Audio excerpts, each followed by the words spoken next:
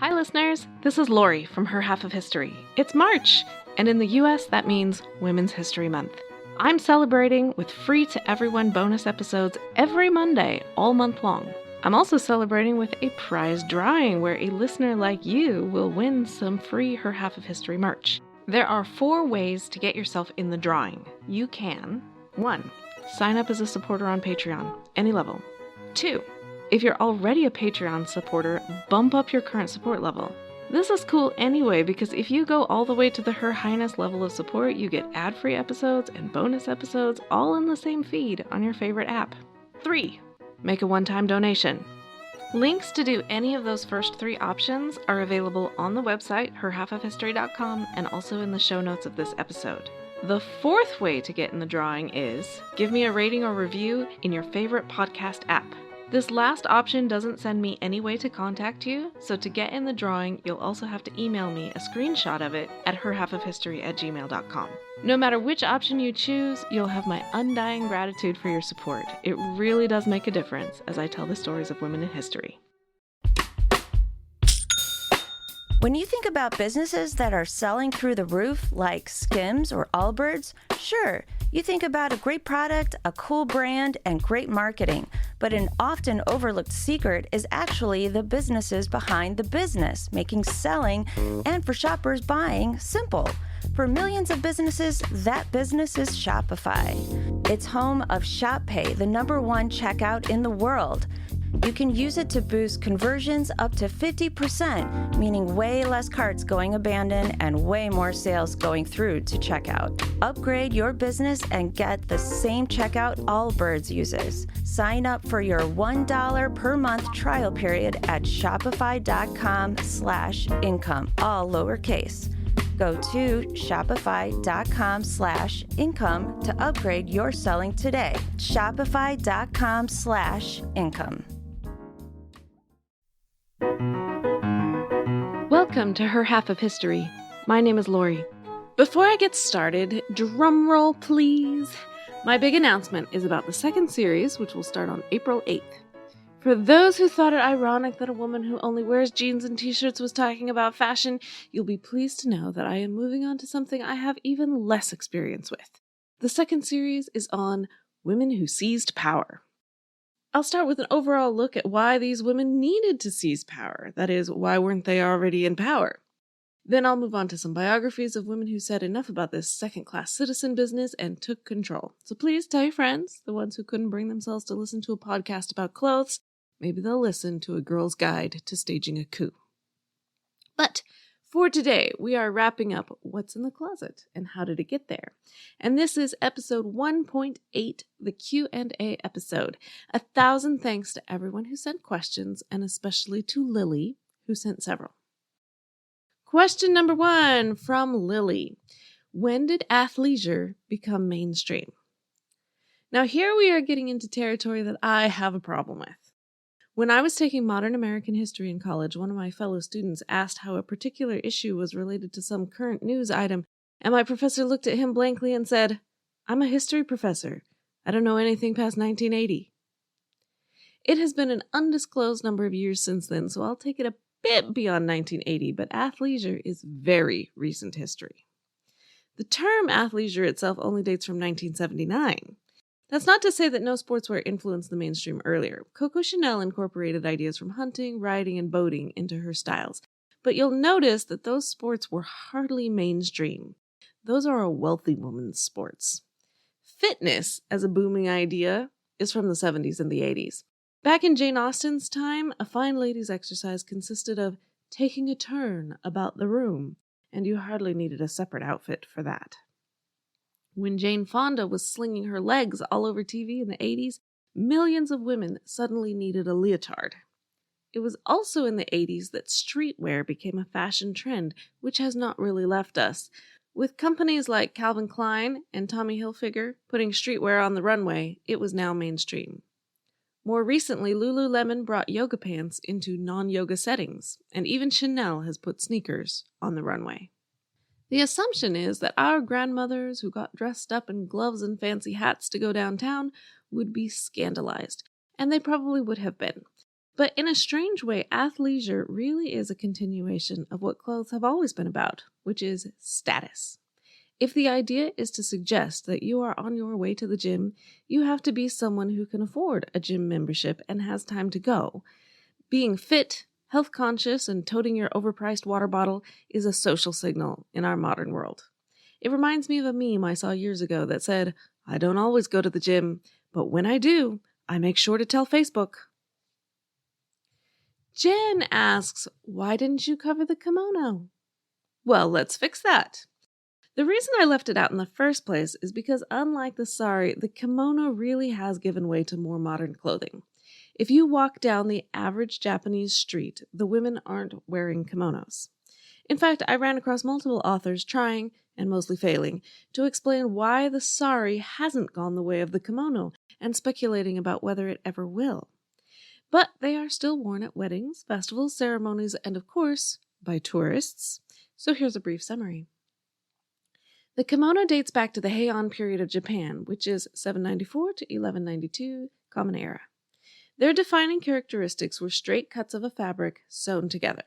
Since it wasn't fitted, just straight cuts, that means easy to sew, easy to wear, easy to fit. Definitely my kind of clothing. Like so many other articles of clothing, there was nothing gendered about it. Men, women, rich, poor, they all wore them. What did differ was the quality of the cloth and the designs on them. And if you were rich, these could be absolute works of art. Highly respected artists designed pattern books that were circulated for copying. It's as if Michelangelo and Da Vinci were fabric designers. And actually, Michelangelo is often reported to have designed the clothing for the Swiss guards at the Vatican, though that's disputed, and if he did, let's just say it's not his best work. But I digress. The point is that for centuries, Japan was virtually untouched by outside influences, and the kimono flourished. When the outside world made its appearance, it did so with a bang that left Japan reeling. In the Meiji period, 1868 to 1912, women were encouraged to wear kimonos. It was a way of trying to hold on to what it meant to be Japanese in the face of so much change.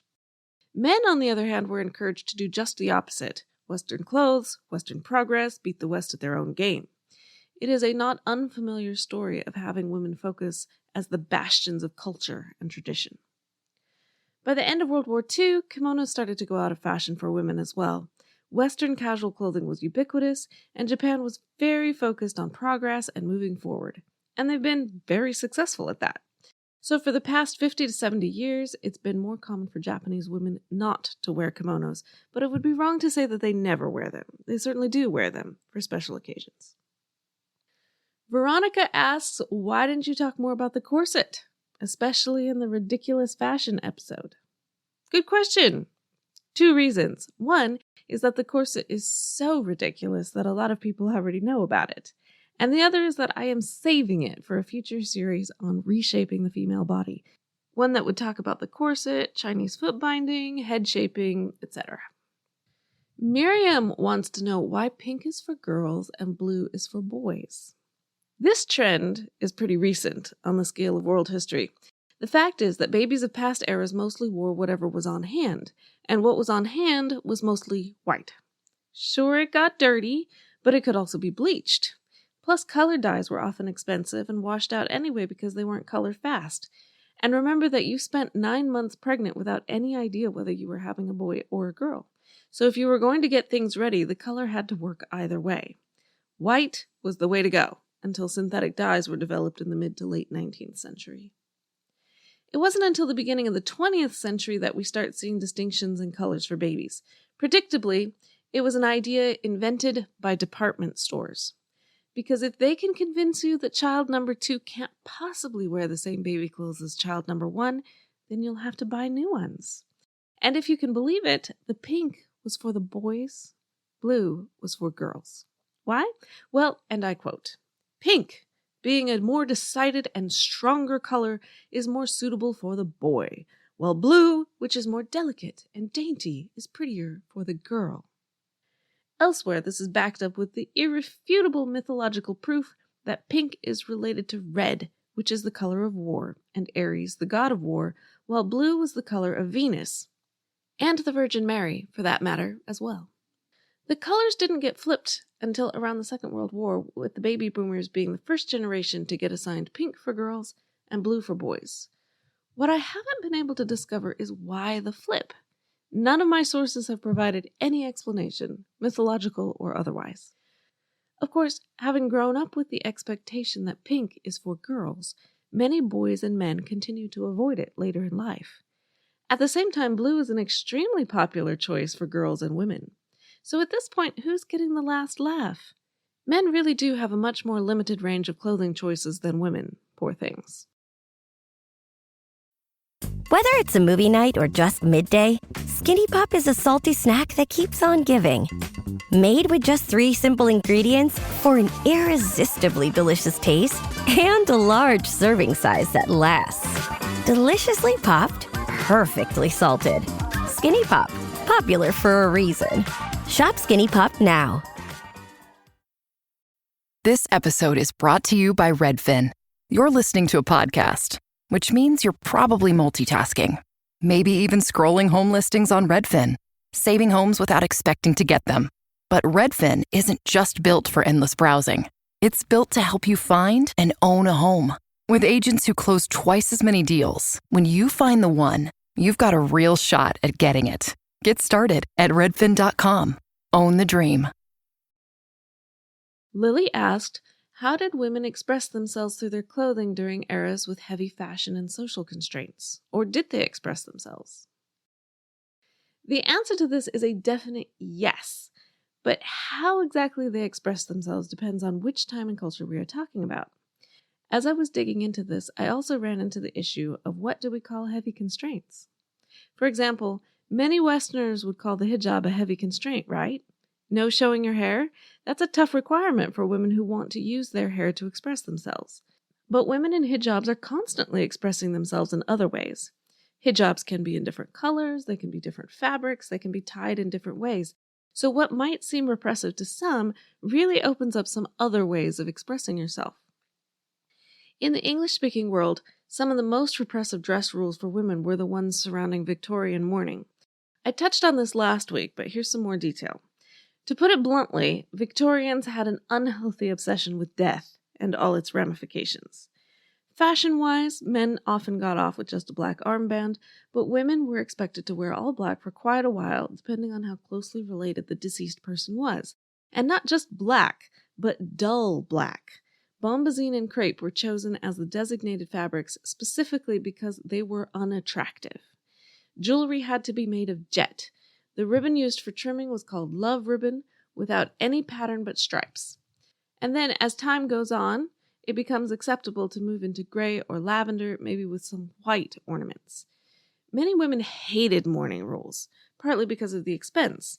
Remember, new clothes weren't cheap, and many a woman was in mourning because she had just lost her breadwinner. Added to that, crepe stained your skin black if it got wet, and the dyes in many of them were toxic. All extremely repressive, right? And yet there was expression possible in narrow ways. Most of the fashion plates of mourning dresses are showing a very fashionable dress, which just happens to be in black crepe. So the neckline, the waistline, the bustles, they all followed whatever the current style was. The Workwoman's Guide, published in 1838, gave many, many sewing patterns and instructions, as well as rules about how mourning worked. So, for example, the guide offers a pattern for a pretty collar that can be added to a mourning shawl, dress, or cloak. The collar can be made of clear muslin, white crepe, widow's lawn, net, or tulle with a couple of different types of frills. Jewelry had to be jet, but you could choose many designs of different rings, brooches, and earrings. They also sometimes incorporated the hair of the deceased person into some jewelry. So even within these extremely repressive rules, women found a way to make some choices. Which is not to say that they wouldn't be criticized for their choices by some, but let's be honest, women today are also widely criticized for what they do or don't wear. How much that matters depends on whether you have reason to care what other people think. Some women have the means and support and emotional stability not to care. Others don't.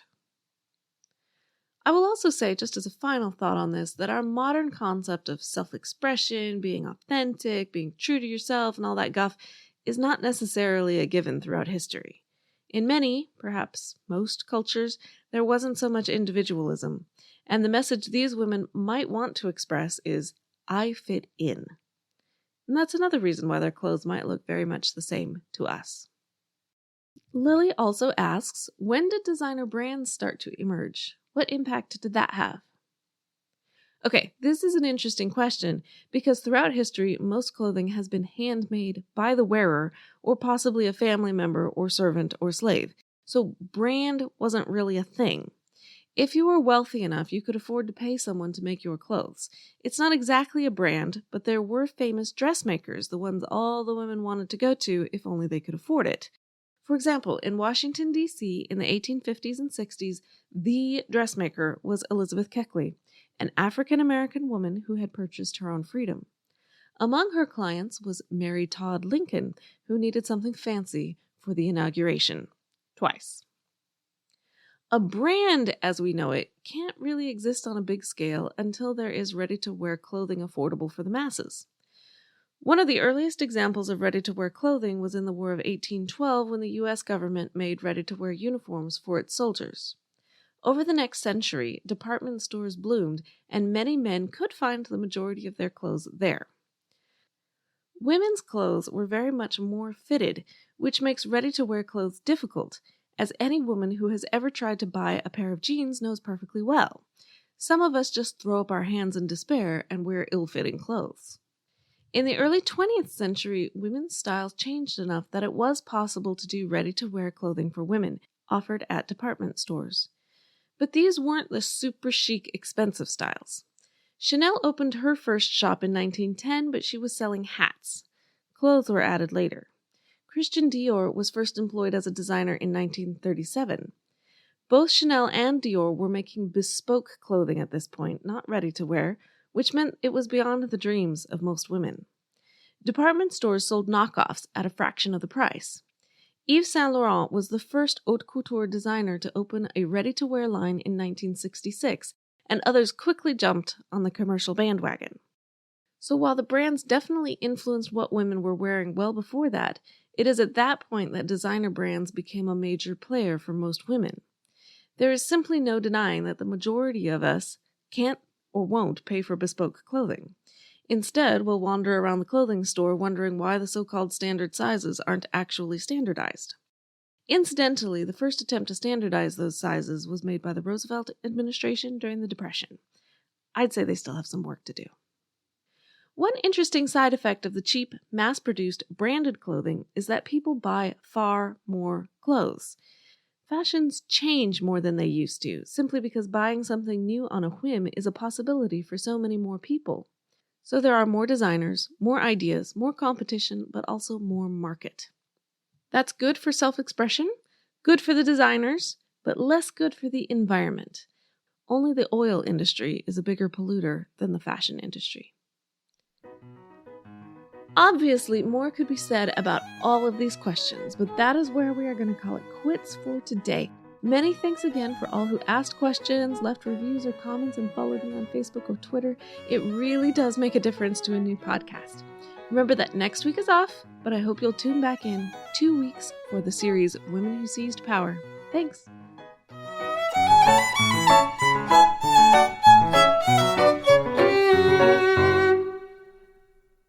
I'm Ken Harbaugh, host of Burn the Boats from Evergreen Podcasts. I interview political leaders and influencers, folks like award-winning journalist Soledad O'Brien and conservative columnist Bill Kristol, about the choices they confront when failure is not an option.